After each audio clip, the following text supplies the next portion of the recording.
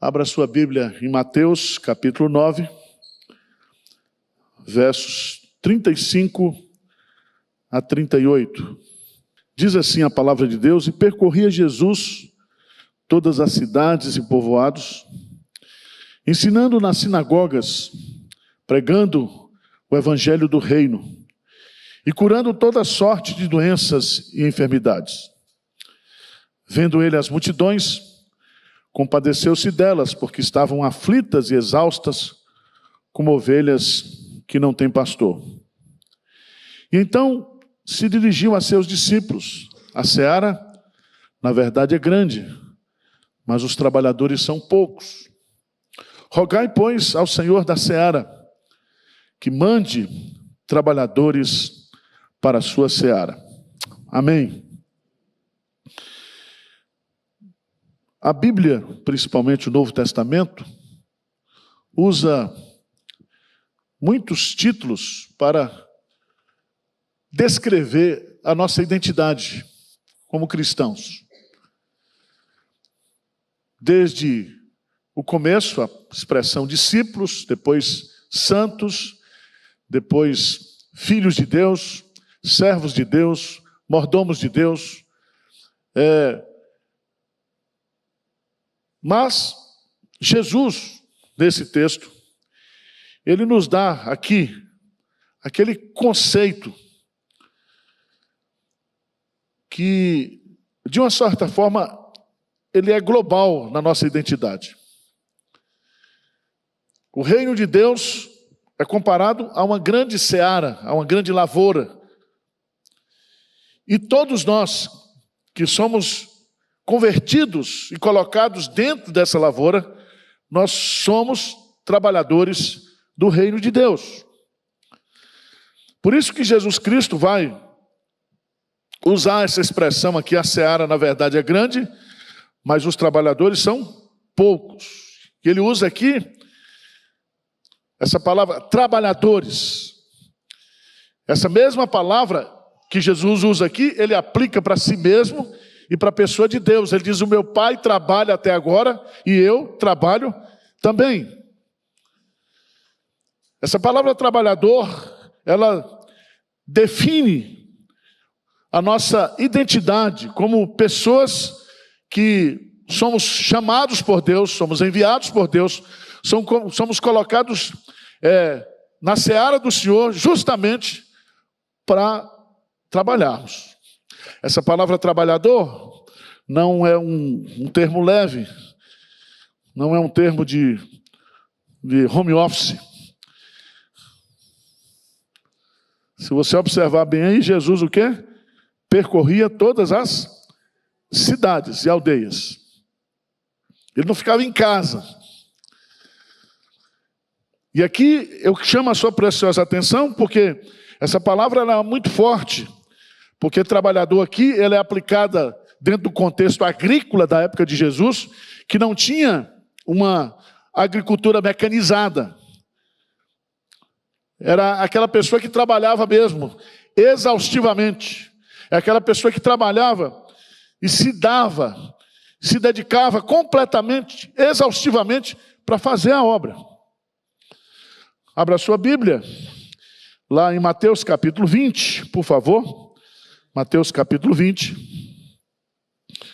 Jesus vai contar uma parábola, ele vai usar essa mesma expressão. Ele diz assim: porque o reino dos céus, achou aí? 21, vamos ler juntos? Porque o reino dos céus é semelhante a um dono de casa que saiu de madrugada para assalariar trabalhadores para a sua vinha. Então Deus, ele nos chama, Deus ele vem ao nosso encontro para nos contratar, para nos colocar como trabalhadores seus, como serviçais seus. Então eu queria nesta noite destacar esse título e colocar aqui 3 marcas fundamentais de um trabalhador que trabalha na seara do Senhor. E aqui eu quero que você entenda que trabalhador aqui não são os missionários, Trabalhadores aqui não são os pastores vocacionados, chamados de uma forma especial, não. Trabalhadores aqui são todos os crentes. Trabalhadores aqui é a identidade de alguém que foi transformada, que foi regenerada por Jesus Cristo. Então eu quero destacar aqui 3 marcas fundamentais de um trabalhador do reino de Deus. A primeira delas está justamente no versículo 38. Lê comigo o versículo 38, o que é que diz aí? Rogai ao Senhor da seara que mande trabalhadores para a sua seara. Então veja bem, a seara de Deus, a seara do Senhor, não é para voluntários.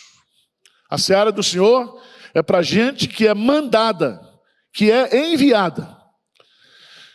E é muito interessante, quando você vai estudar essa expressão, que mande trabalhadores, significa que é Deus que contrata. Quando você vai estudar a doutrina da vocação, do chamado, você vai observar que nós temos 3 chamados. O primeiro é aquilo que se chama de vocação eficaz, de chamado eficaz. Isso se dá no momento da nossa conversão. Certo? Ninguém entra no reino de Deus, ninguém faz parte da seara do Senhor, se não for chamado por Deus através da sua graça irresistível. É Deus que chama. Se você observar bem, eu queria que você fosse para Romanos, capítulo 1.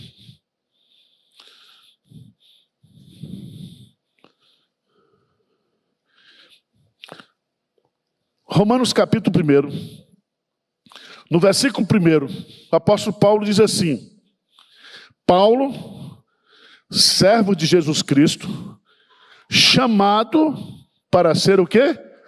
Apóstolo, separado para o evangelho de Deus. Preste atenção que Paulo, ele une aqui o verbo chamado, mas chamado para ser apóstolo. A palavra apóstolo aqui é chamado para ser enviado. A palavra apóstolo é enviado. Ele nos chama e ele nos envia. Ele nos chama e ele nos envia. A ideia que Paulo está colocando aqui é que eu e você somos chamados, somos convertidos e somos enviados por Deus para fazer a obra dele. É muito importante que a gente entenda isso. E às vezes eu brinco aqui na igreja, né? Que crente que não trabalha dá trabalho. E tem muito crente que ele não entendeu ainda que ele foi chamado por Deus e ele foi enviado. Jesus Cristo diz: assim como o Pai me enviou, eu também vos envio. Então nós somos uma igreja missional, nós somos uma igreja enviada, somos uma igreja chamada, mas ao mesmo tempo enviada, mandada. Nós temos a autoridade do rei, nós temos a missão do rei, nós temos a continuidade, dar continuidade àquilo que já começou através da obra da eleição, a obra da redenção e a obra agora da conversão de pessoas.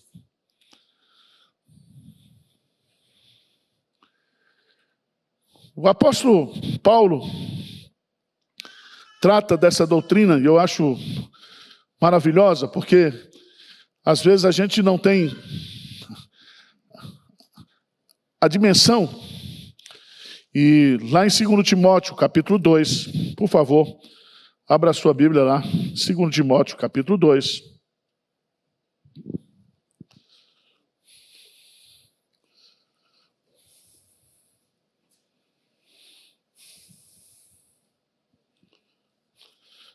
A partir do versículo 6, Paulo diz assim: um lavrador que trabalha deve ser o primeiro a participar dos frutos. Pondera o que eu acabo de dizer, Timóteo, versículo 7. Porque o Senhor te dará compreensão em todas as coisas. Lembra-te de Jesus Cristo, ressuscitado entre os mortos, descendente de Davi, segundo o meu evangelho, pelo qual estou sofrendo, até algemas como malfeitor, contudo a palavra de Deus não está algemada. Versículo 10, lê comigo, por favor. Por esta razão, tudo suporto por causa dos eleitos, para que também eles obtenham a salvação que está em Cristo Jesus com eterna glória. Veja que Paulo vai colocar aqui que a doutrina da eleição, que é essa doutrina que Jesus está colocando aqui, que Deus é quem envia, quem manda trabalhar outras pessoas, é a grande motivação do seu ministério. Ele diz: eu suporto tudo por causa dos eleitos, para que eles obtenham a salvação. Em outras palavras, Paulo está dizendo aqui que ninguém poderá obter a salvação, ninguém poderá participar do reino de Deus, se não for eleito, escolhido, chamado e enviado para dentro desse reino. Às vezes, né, você encontra muitos crentes que não sabem porque estão na igreja. Por que Deus me converteu? Qual é o propósito de Deus para a minha vida? Tem gente que está perdida. Tem gente que está na igreja e diz: mas para que eu estou aqui? Por que eu estou aqui? Eu estou aqui para me alimentar, eu estou aqui para adorar, eu estou aqui para servir. Preste atenção. Quando você vai para esse texto, rogai, pois, ao Senhor da seara, que mande o quê? Trabalhadores. Você foi chamado, você foi enviado por Deus, você foi colocado dentro do reino de Deus para ser um trabalhador. Amém? Ele escolheu você. Segunda marca de um trabalhador do reino de Deus é que ele trabalha. Por isso que o texto começa dizendo, no versículo 35, vamos ler juntos? E percorria Jesus todas as cidades e povoados, ensinando nas sinagogas, pregando o evangelho do reino e curando toda sorte de doenças e... Presta atenção. Primeiro, e percorria. Percorrer aqui não é de Volvo. Não é, né? Ele percorria a pé. Ele corria. Não diz algumas cidades, diz o quê? Todas as cidades. Mas não somente as grandes cidades, as cidades maiores, mas também todos os povoados. E aí você tem o tríplice ministério de Jesus. O que ele fazia? Ele ensinava, ele pregava e ele o quê? Curava. Mas eu quero que você entenda aqui, que há, da parte de Jesus Cristo aqui, um exemplo de trabalhador. Ele, antes de colocar essa questão do verso 36 a 37, ele se coloca como o exemplo maior de trabalhador. E é muito importante nós entendermos isso. Eu queria que você fosse lá na CLT estabelecida para Jesus, a consolidação das leis, da lei trabalhista aqui. Se tiver algum advogado aqui, preste atenção. Evangelho de João, capítulo 4. Evangelho de João, capítulo 4. Nós temos Jesus nos dando aqui uma CLT, uma consolidação, né, das leis trabalhistas, não é isso? Veja lá no que ele vai colocar. João, capítulo 4. Versículo 34. Qual é a primeira lei que rege um trabalhador do reino de Deus? Alguém que é chamado por Deus, alguém que é mandado por Deus. Leia comigo o versículo 34, por favor, vamos lá? Disse-lhe Jesus: a minha comida consiste em fazer a vontade daquele que... E o quê? Então, presta atenção. O primeiro princípio, né, que rege um trabalhador do reino é que ele faz a obra de Deus com satisfação. Quando ele diz assim, a minha comida e a minha bebida é fazer a vontade daquele que me enviou e realizar a sua obra, ele diz, esse é o meu prato principal. É isso que me satisfaz, é isso que me dá prazer. Então, eu estou no reino de Deus, eu estou na seara do Senhor. E a primeira lei que rege a minha vida como trabalhador do reino é que eu tenho que fazer uma coisa mais prazerosa. Aquilo que me traz o quê? Satisfação. Amém?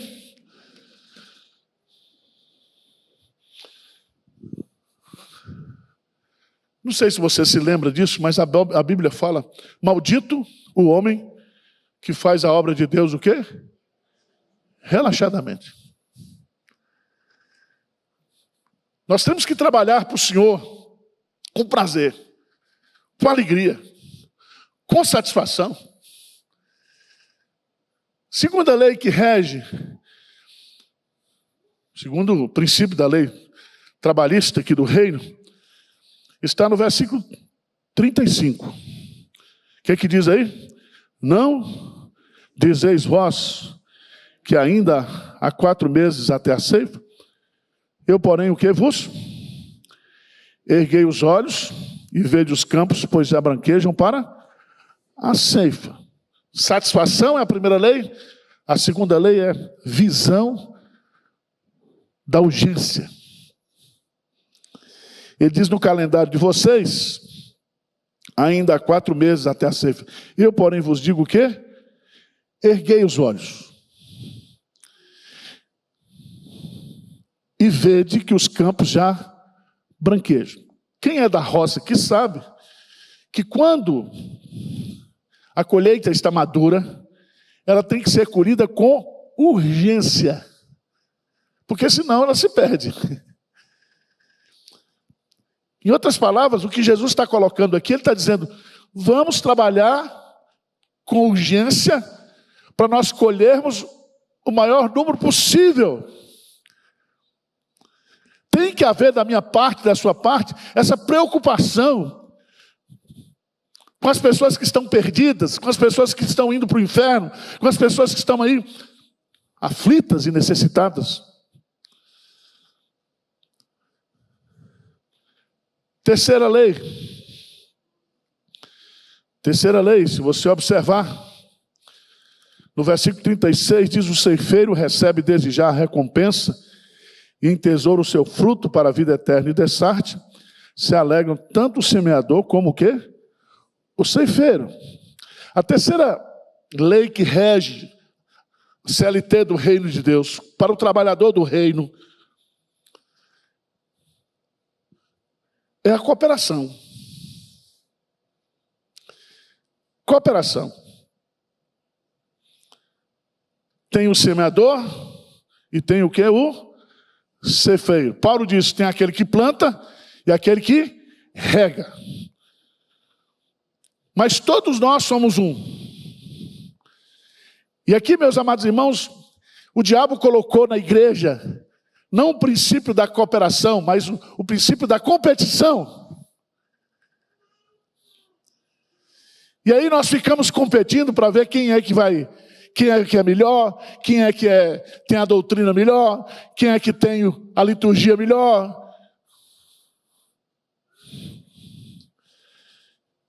E a gente fica discutindo isso, competindo entre a gente. E aqui Jesus está dizendo que nós temos que trabalhar olhando um para o outro, como aquele que semeia, como aquele que ceifa, como aquele que colhe. A gente tem procurado, eu fico imaginando, porque se nós nos uníssemos como igreja, e aí eu diria batistas, presbiterianos, assembleianos, se a gente derrubasse esses muros institucionais, eclesiásticos, e a gente entendesse que o nosso foco é ganhar o maior número possível de pessoas para Jesus, não é importante a placa da minha igreja, não é importante se eu fiz aquele trabalho, mas o importante é que aquelas pessoas foram salvas.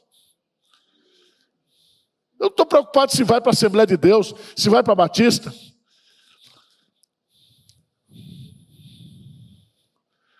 Mas a quarta lei que rege o trabalhador do reino é a recompensa. O ceifeiro recebe desde já o que? A recompensa e entesoura o seu fruto para o quê? A vida eterna. Irmãos, preste atenção, porque tudo que a gente fizer aqui na terra, para Deus, nós estamos o quê? Entesourando no céu. Jesus chega a dizer que até que um copo d'água que você der para um servo dele em missão, você vai ser recompensado. Paulo escreve lá em 1 Coríntios capítulo 15, que o nosso trabalho não é vão no Senhor. Então, as nossas recompensas, elas não são recompensas efêmeras, terrenas. As nossas recompensas são celestiais.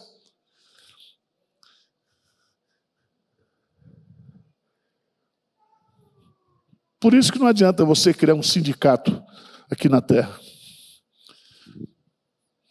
Tá certo? O sindicato dos obreiros de Deus, para reivindicar os seus direitos. Lá no céu não tem ouvidoria, não. Mas voltando para o texto, qual é a primeira marca de um trabalhador do reino? Qual é? Chamado. Segunda marca do trabalhador do reino é que ele trabalha. Você não foi chamado para ficar sentado. Você não foi chamado para assistir. Você foi chamado para trabalhar. Terceiro princípio que a gente encontra no texto é o aspecto motivacional do trabalhador. Lê comigo o versículo 36, por favor. Lê comigo. O que diz? Vendo eles, as multidões, compadeceu-se delas, porque estavam aflitas e exaustas, como ovelhas que não têm pastor. Irmãos, ele viu, olha a regência dos verbos. Ele viu e ele o quê? Sentiu, compadeceu-se. Por que ele viu? Porque ele saiu, ele percorreu.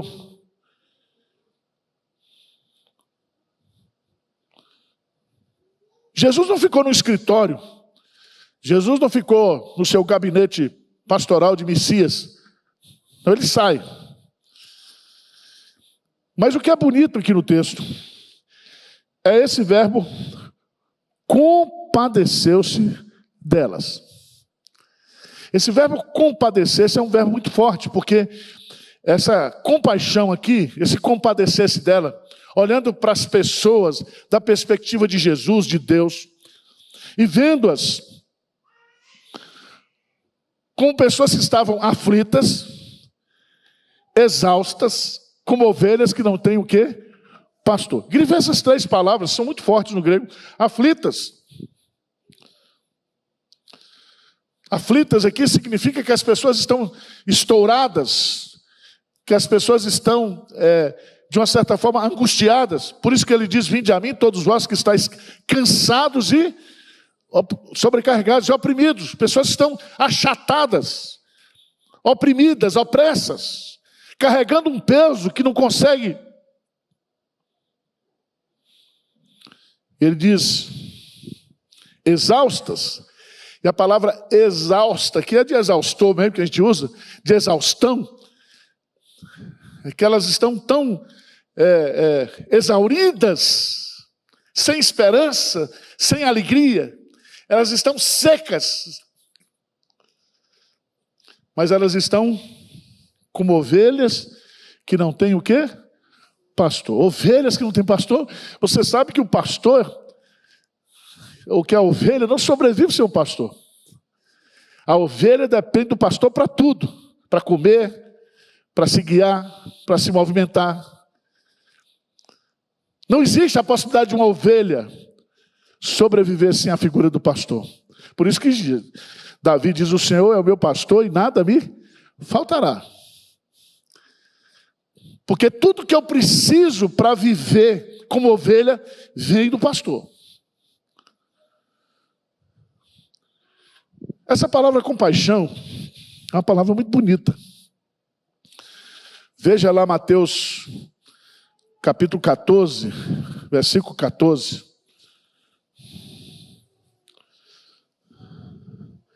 Mateus 14, versículo 14. Na primeira multiplicação de pães e peixes, diz lá no versículo 14, desembarcando, novamente, o que é que diz? Viu Jesus uma grande multidão. E se ele viu, ele o quê? Sentiu. O que ele sentiu? Compadeceu-se dela. E curou o quê? Os seus enfermos. Veja, no capítulo 15, versículo 32.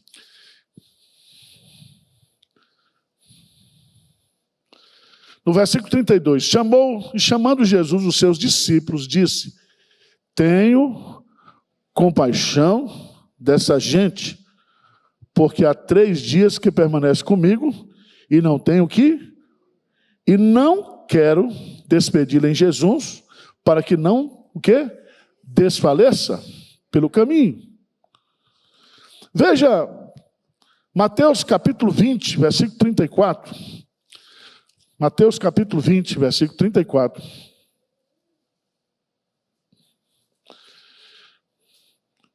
A cura de 2 cegos de Jericó. Diz no versículo 34, o que é que diz? Condoído, Jesus tocou-lhes os olhos. Imediatamente recuperaram a vista e o foram o quê? O que significa a palavra condoído? Significa que ele sentiu a dor do outro, a necessidade do outro. Marcos capítulo 1, versos 40 e 41, o que diz lá? Marcos capítulo 1.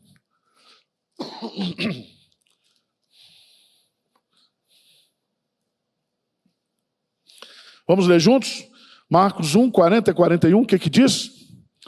Aproximou-se dele um leproso, rogando-lhe de joelhos, se quiseres, pode purificar. Jesus, profundamente o quê? Compadecido, estendeu a mão, tocou e disse, quero, fica limpo. Então preste atenção, irmãos, a grande motivação do trabalhador do reino de Deus é sentir pelas pessoas o que Jesus Cristo sente. É compadecer-se das pessoas, porque as pessoas sem Jesus, elas estão o quê? Aflitas, exaustas, como ovelha que não tem pastor.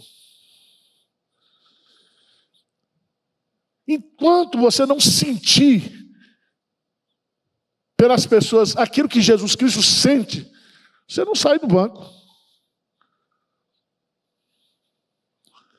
Um trabalhador do reino de Deus, ele tem como motivação a compaixão. Olhar para as pessoas da perspectiva de Deus e vê-las como pessoas aflitas que precisam de salvação.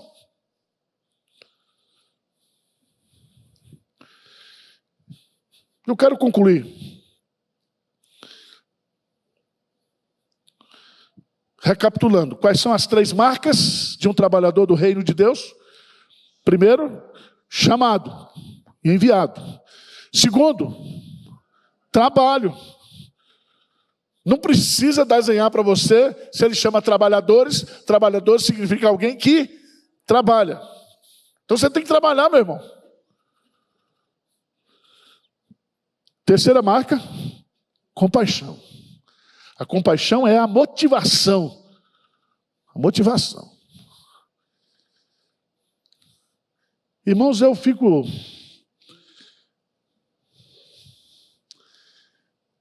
impactado como Jesus, ele age na vida das pessoas. Se você me perguntar, pastor Arival, o que lhe motiva no ministério? Qual é a sua motivação ministerial? Eu digo, é ver gente sendo transformada pelo poder de Jesus. Você está entendendo? O cara chega aqui arrebentado e Deus transforma. O cara chega aqui encapetado, endemoniado e sai liberto. Então a grande alegria nossa, o grande prazer da obra de Deus é ver o que Deus faz na vida das pessoas.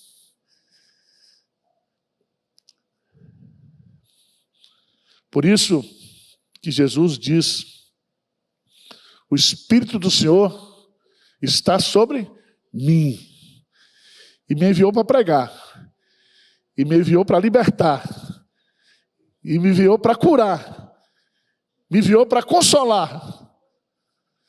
E ele lê isso no início do seu ministério, porque ele veio para mudar pessoas, para transformar pessoas, de situações ruins para situações melhores. É do pecado para a salvação, é da perdição para a santificação. E nós, irmãos, nós somos esses instrumentos. Deus não mandou anjo. Deus escalou o anjo e envia anjo para cuidar da gente, para proteger a gente. Mas a obra do reino de Deus, ela é construída por Deus através de mãos o quê? Humanas. Você tem sido um trabalhador do reino?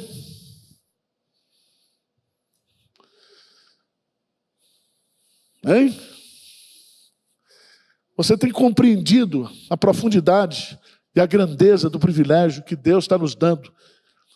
Porque Deus, ele não é servido por mãos humanas. Ele se serve de mãos humanas.